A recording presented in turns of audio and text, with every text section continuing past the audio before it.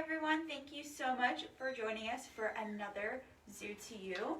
Today's Zoo to You is brought to you by MIFA on behalf of the Youth Fund College Investing Plan. My name is Amanda. I am here with our friend Molasses, who is our ambassador animal sloth that you might have seen in other Zoo to Yous if you have been an avid watcher here today.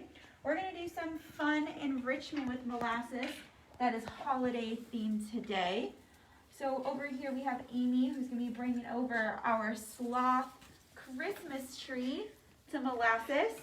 And on that Christmas tree, we have some very fun and yummy ornaments for Molasses. So on that tree, we have some cooked sweet potato that are hanging by some clips. So this is something a little bit different for Molasses that lets us, as his keepers, help celebrate Christmas, but also have another form of enrichment today. So we're going to be watching Molasses and how he's interacting with all those sweet potatoes. See if he can use those strong teeth to pull off that sweet potato, which he's doing a really good job at. You guys can see he's really working those chompers away, and he's doing an awesome job. While you're watching Molasses hunt for his sweet potato ornaments, I'll tell you a little bit about our ambassador sloth. So Molasses is 5 years old. He was born at Stone Zoo, where his parents still live, and was brought to Franklin Park Zoo when he was about a little less than a year old and introduced into our ambassador animal program. So he lives in our behind the scenes area where he comes out for special tours, programs, educational classes, as well as maybe even some donor events too, and even virtually, as you see in this Zoo to You right now. So that is the only time you can see Molasses is in those special events. His sister does live in the tropical forest. Her name is Maxine, and she is on exhibit every day, so you do have a chance to see a sloth when you do come to Franklin Park Zoo. But this is her brother here, as you can see. Like I said, Molasses is 5 years old, and he can live anywhere between 20 to 30 years. So he's still, even though he's an adult, he's still genuinely young, and he does have a lot more energy than you would think he has for a sloth, especially when he is out. So right now you see we're actually in a behind the scenes area right now, and he is on a perch that is actually portable. So we can bring him to tons of different areas around the zoo for lots of different types of programs or events, and it even serves as an enrichment purpose right now for Molasses too. So that's what's really great about him, is that he has the ability to move around and have different types of experiences versus our exhibit animals who stay there throughout their lives as well. But he's doing an awesome job. I'm actually super impressed by how he's getting these ornaments off. One of the secrets to that is, like I said, they are cooked. Molasses loves cooked veggies. It's one of his most absolutely favorite things that we give him. He gets his veggies every day, but we don't always cook them for him, so that way it stays novel and enriching for him. So I think that's why he's super into this right now, which is so great. Other foods that Molasses really seems to enjoy are grapes, but he is very picky. He particularly likes them cut, which is a little funny thing about him, and corn. He absolutely loves corn. And all those foods is what we use to make sure he comes out on programs and finds meeting new people and guests and being in different areas super fun and enriching. So we save all of that fun stuff for when we're out and about around the zoo meeting different guests. So a little bit about sloths in general. These guys are native to Central and South America, and they would be found in the rainforest. So very different than living here in Boston. But Molasses does live behind the scenes inside where it's nice and warm. And even in the summertime, we will bring him outside where he does love that sunshine as well. But we do make sure that he has everything he needs in the wintertime inside too. His enclosure area is really, really tall, so he can actually climb all the way up onto like different types of hanging things in his exhibits. That way he can hang and sleep and whatnot. Something that people are usually surprised when they meet Molasses on different tours at the zoo is that he is much quicker than you would expect a sloth to be. So sloths are very, very slow, but when they are awake like Molasses is, he is very, very active and moving around. He's actually a little bit slower than usual right now on his perch. But after this session that we're doing with him right now, once we are done, he'll probably sleep for the rest of the day.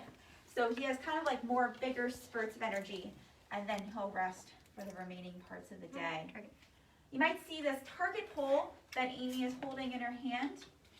That is what we call target training. So Molasses is trained to touch the tip of his nose up to that target pole, and when he does, you might hear a click and he'll receive a treat.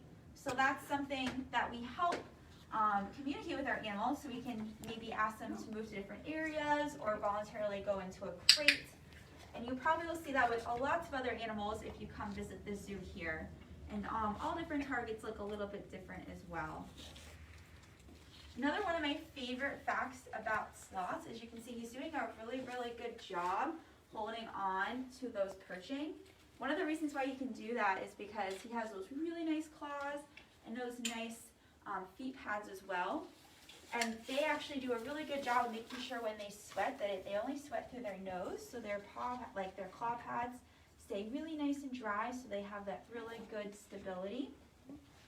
And another really cool thing that I really love about sloths is if you're ever out in the rainforest and you see a wild sloth, you might notice that they have a lot of algae on them, so they don't look like they have this brown color like Molasses.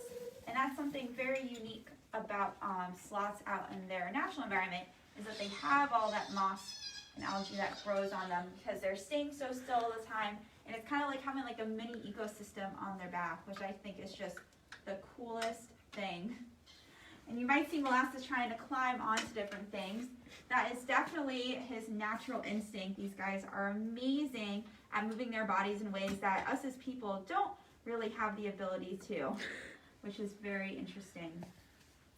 Caitlin wants to know what his favorite food is, and Beth wants to know if they are vocal. That's a great question. So I'll answer the first one first. His favorite food, I would say, is probably corn and having his veggies cooked. Is Molasses vocal? Not really. The only time we really hear him kind of make noises, he'll make like huffs and puffs if he's agitated. And we don't hear him make those noises very often because, well, we don't agitate him usually very much. But, you know, at times it does happen. And we make sure we alter our behavior to make him comfortable too. So not really a very audible animal for sure. But you can really tell by their body language how they're feeling and, you know, kind of what they're doing in terms of that. Any other questions, Nora? No, those are the only questions I've seen so far. But Amy, what did you just feed him now? It doesn't quite look like the sweet potato he was eating earlier. So I have some of his food that is uncooked. We cooked the sweet potatoes just for his Christmas tree to make them a little bit more exciting. So right here I have some apples and zucchini for him. So getting to enjoy it, so that way if you got a little tired of the sweet potato, we had some other snacks for him to enjoy. And Holly wants to know, how do they get protein? So for Molasses here, he actually does get a hard-boiled egg in his diet as well, so he gets a little bit from there. And I believe he gets some specially formulated biscuits. I believe there is some protein in those biscuits as well. Awesome. And you kind of mentioned this a little bit earlier, Amanda, but are there any other sloths that we can see at Franklin Park Zoo or at Stone Zoo? Yeah, so we have one sloth at Franklin Park that lives in our tropical forest that is on exhibit every day. So that is a great place if you want to see a sloth. And then we have a couple of sloths at Stone Zoo that are also on exhibit, as well as a baby sloth who is brand new to us. So the baby sloth as well as the sloth in tropical forest are related to Molasses, so they are all siblings. But a lot of people ask, are sloths, you know, why aren't they all together? Why they live by themselves? Sloths are genuinely solitary animals.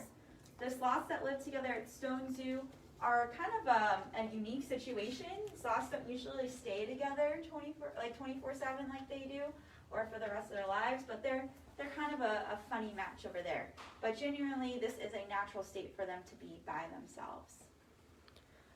We also got a few more questions. How old is he, and how long do sloths usually live for? So Molasses is 5 years old. He is considered a full-grown adult, but sloths can live anywhere from 20 to 30 years. So he does have a pretty long lifespan, but he's a pretty solid adult right now. And Caitlin also wants to know what happens if Molasses does not want to come out. That's a great question. So we give all of our animals choice here at the zoo. Molasses is crate trained, so he knows how to voluntarily go into his crate and come out onto this perch that you see right here. So if he chooses not to crate or come out on the perch, we listen to him. We might, give him a few breaks, ask him to come out again. But usually at some point, if he's showing us that he is not looking to do that, then that's okay. We move on, put him back home, and try again maybe the next day. So all of our animals always have choice, and we're constantly trying to listen to their body language and their behavior to make sure they have autonomy over what's going on. So, but because we want to make this super valuable for Molasses, that's when we give him all his favorite treats, is when he comes out here. So that way we can make this the best part of this day, is coming out and meeting guests. All right, so thank you guys again so much for joining us for our Zoo to You. Like I said earlier, today's Zoo to You is brought to you by MIFA on behalf of the Youth Fund College Investment Plan. So thank them so much for sponsoring us today and letting us teach you a little bit about Molasses. And we hope you guys have a happy holidays, and definitely tune back again next week. Thank you.